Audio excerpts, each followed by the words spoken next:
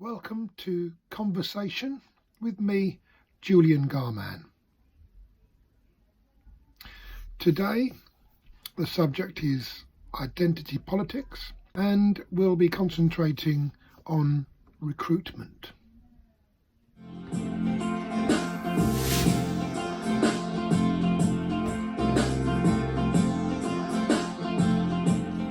Now, the government set laws and rules that have to be abided by. They set targets that all companies must achieve. We are publishing diversity profiles for every police force in England and Wales to show local communities up and down the country just how representative their police force is or isn't.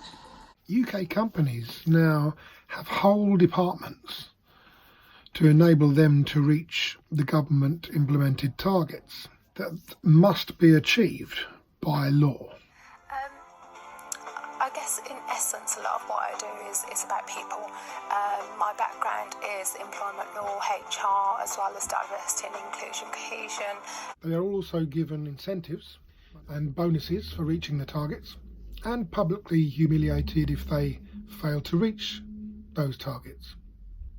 And I hope these figures will provide chief constables with the information they need to identify areas for improvement and for the public and PCCs to hold them to account. Racism has to be applied in some form or another by all businesses now to reach the targets imposed by the British government.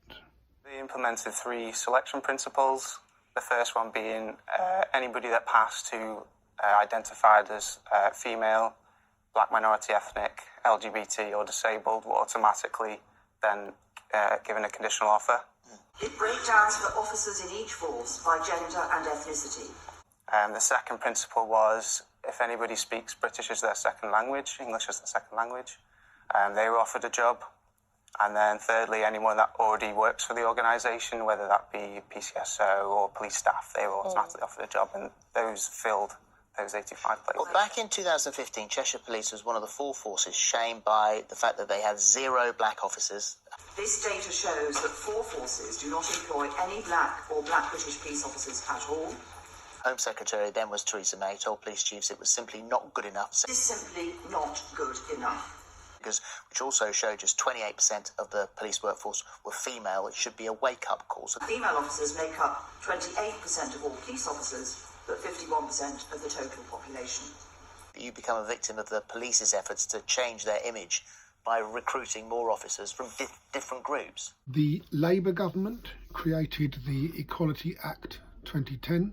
It should have actually been called the Inequality Act 2010 legislation, a racist and sexist document. It was brought in by the Conservative Liberal Alliance. You might be aware that something called positive action is entirely lawful. Positive action. Politicians use a lot of nice words. Positive discrimination, which is, of course, discrimination. But they will put the word positive in front of it to fool the fools. It's about supporting people from underrepresented backgrounds into the police service. A number of large organisations and public sector organisations use that process entirely legal, entirely okay. I wonder sometimes whether some police forces are crossing the line now, but whether they are or they aren't. I've reported a few things to College of Policing before. He seemed a little bit ambivalent, but it is what it is.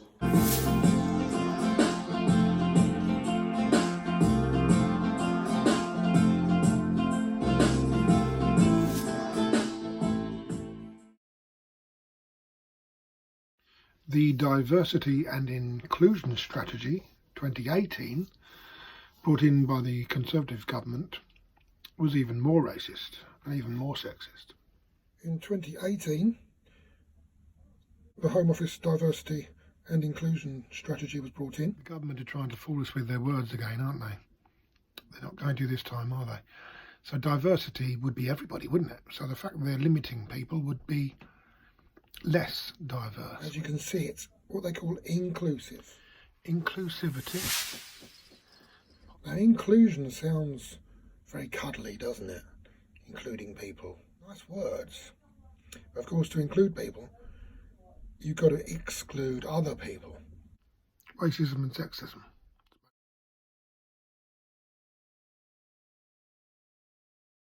Include is the opposite of exclude. They're basically the same thing but opposites. Okay, white men in Britain have to score higher now on recruitment tests than women or minorities.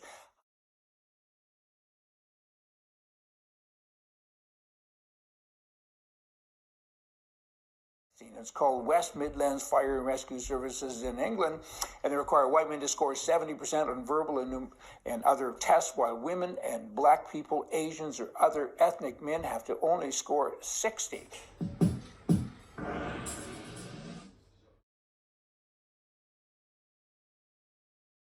The change was implemented just a couple of months ago in 2017, and the program that they set up costs £100,000 a year plus £25,000 a month. They say here, 2,500, I should say, pardon me, for Facebook and other social media targets that they've set out for it. And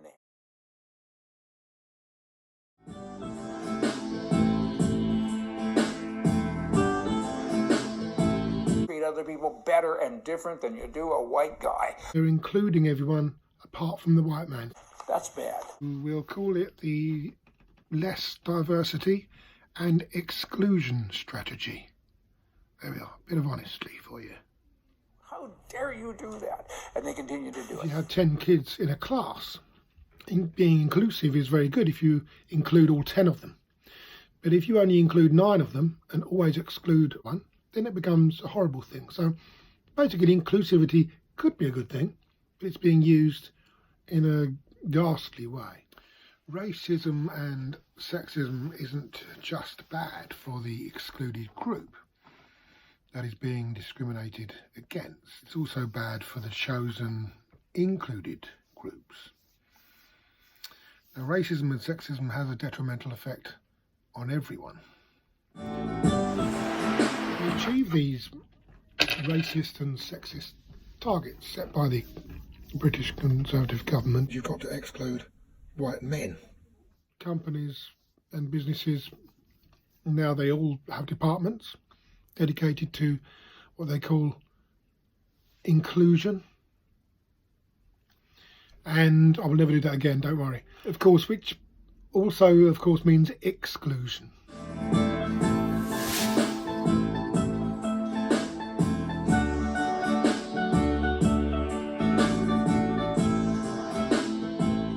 Thousands of jobs now you can get that are racist and sexist.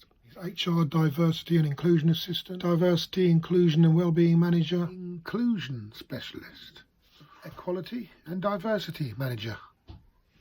There are so many. It's a massive business now. But that's another thing. That's another aspect to it, of course. People making a lot of money out of it now. Once money comes into it, then it makes it very difficult to stop.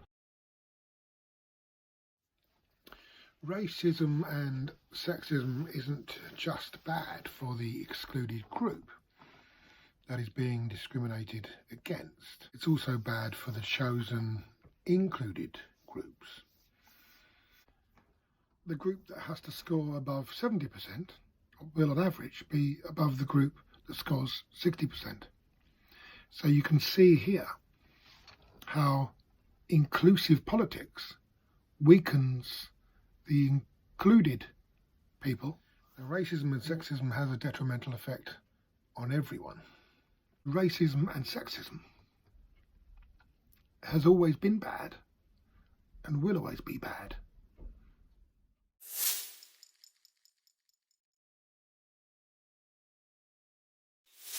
Racism means unfair treatment of someone because of their race. Sexism means discrimination on the basis of sex.